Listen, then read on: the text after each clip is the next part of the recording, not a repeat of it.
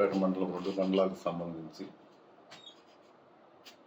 కొత్తగా వచ్చే ఇసుక పాలసీ విధానం వచ్చేంత వరకు ఇసుక రవాణా అనేది అక్రమమైనదిగా నిర్ధారించడం అయింది.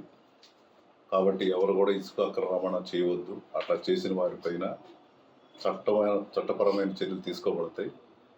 దయచేసి ఎవరు కూడా కొత్త పాలసీ విధానం ఇసుక మీద కొత్త పాలసీ విధానం వచ్చేంత వరకు ఇసుక అక్రమ రవాణా చేయవద్దు. అట్లా మేము చెప్పినా కానీ చేశారు. రాత్రి మేము ఆకస్మికంగా దాడులు చేస్తే ఒక ట్రాక్టర్ దొరికింది, తీసుకొచ్చాం. దాని మీద కేసు రిజిస్టర్ చేసాం ఈరోజు. కాబట్టి దయచేసి ఎవరైనా అలాంటి వాళ్ళు అక్రమ రవాణా చేయాలనుకునే వాళ్ళు చేయవద్దు. ఖచ్చితంగా పట్టుకుంటాం, కేసులు పెడతాం.